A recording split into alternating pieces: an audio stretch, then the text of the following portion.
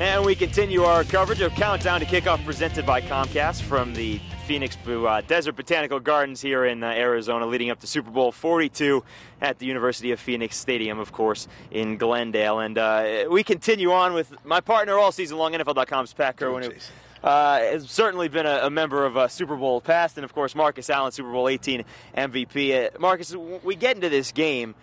You look at the Patriots this season and what they've done with 18-0 and trying to go for 19-0.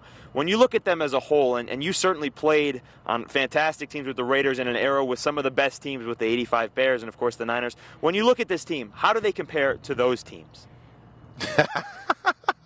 Well, we just had the conversation. We feel like we can beat these guys. But, I mean, today, they're certainly the class of the NFL. And I think for a lot of reasons, they have, I think, they've done a wonderful job in scouting. I think the best collection of character players that I've seen in a long time on one team. I agree. Guys that know what their job is and know what they're expected to do and come out and play each and every week. When I look at this matchup, I say, obviously, what's at stake? The Super Bowl, but also to go 18-0.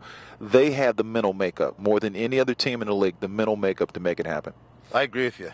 Absolutely, about the mental makeup part. Well, when you look at the fact that if they lose this game, and a lot of people around the country are saying that there's no way that they're going to lose this game, but if they lose this game, they go from possibly being one of the greatest dynasties of all time, maybe the greatest team of all time, to a failure. When you look at that aspect of it, how much pressure, leading up to this week, from your Super Bowl experience, how much pressure is actually on this team then? Well, I don't think they're really thinking about undefeated. They think about winning the Super Bowl. They think about just one game. And again, I think if putting things in perspective, this is the one team that can handle that. I mean, if you're looking up and down their lineup, they have nothing but veterans that have been in tough situations, that have been in games like this before, that have been to the Super Bowl, but have been in pressurized games and understand what to do, how to get the players around them to play to the level, not worry about anything else. And obviously the coach does a wonderful job of that as well. Pat, when you look at this team now from Week 17, is the biggest difference the way that they're running the football with Maroney and then tossing it out to Kevin Falk? You know, I think they had to deal with the weather. They had to deal with situations that they better get the running game going in case they need it, because when you play in the Northeast, and they ran into this situation, they had 2 quarters a game where the wind was blowing in their face and the passing game wasn't going to work for them. And they also started to realize people are going to do radical things to take Randy Moss out of the game. They weren't able to take Welker and Moss, but when they took Moss out, the big play threat, they found themselves with all kinds of running opportunities. They took advantage of it. Marcus, when you look at the Giants in this game and the running backs that they have, the duo of Jacobs and Bradshaw, who certainly emerged in this playoffs, when you look at the game plan, do you see a game plan that has to be run the football first and have Eli do it play action second, or do you say let's have Eli throw it like he has been the last few weeks? Well, you know what? I like what Eli's done. I think he's become much more than a manager. I know that's what they wanted him to do, but he has gone out and he has taken it to his opponent. I mean, he's been aggressive, and I like to see that. The running game will only help that. Obviously, you wanted to establish that early on in the game, because running is not just about yards. It's about beating up your opponent.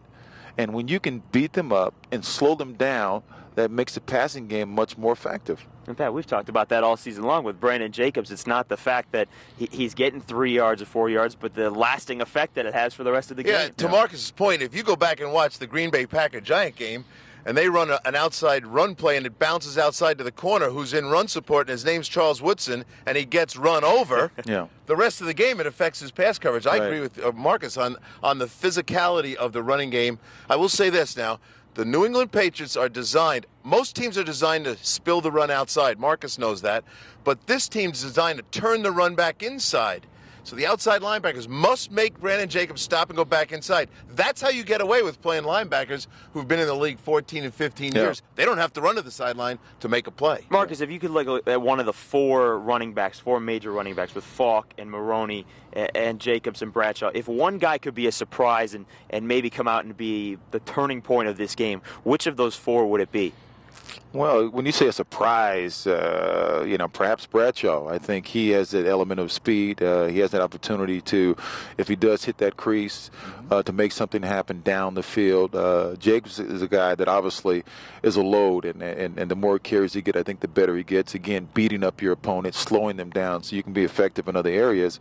And Maroney, I mean, he's explosive. He's explosive. I mean, when he gets an opportunity, especially in that spread offense, where you either have to make a decision to keep two linebackers in or one bring another DB in, and that DB matches up against an offensive lineman, that's your advantage. And he works well in that. And then there's Kevin Falk, who is, he's just a pro. Yeah. He's just a pro. All he does is make plays. I mean, you don't hear much about him. But all he does is make plays, and every time you need him to step up, he makes a play. And you certainly are a guy that understands about catching the ball out of the backfield, the first guy to rush for 10,000 yards and receive 5,000 as well. So Kevin Falk certainly fits into that mold as being a guy that can grab the ball out of the backfield. When you watch the Super Bowl this weekend, what do you think is going to happen? Going into the game, what's your prediction for this game?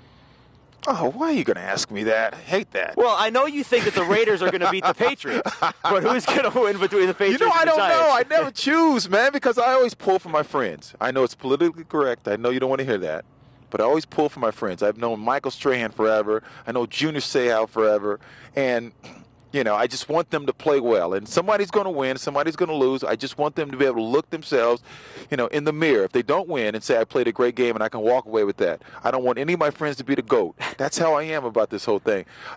What's great is we're all going to sit at the edge of our seats and going to find out who's going to win this game. Nobody knows. Maybe some breakout performance, maybe a Manning to Manning, back-to-back Super Bowl. You never know. Or Brady, may ride into this, to sunset as one of the all-time greats in the Super Bowl as well as one of the all-time greats of the game. Yeah, I know that you are terrific. Los Angeles, and when Schwarzenegger leaves office, I'm the guy. There have been some guys that have dropped out of the election or the race right now. I mean, there are spaces open if you'd like to run. Marcus Allen, the Hall of Famer, joining us here on Countdown to Kickoff, presented by Comcast, and, of course, plenty more all week long on CBSSports.com. Take care, folks.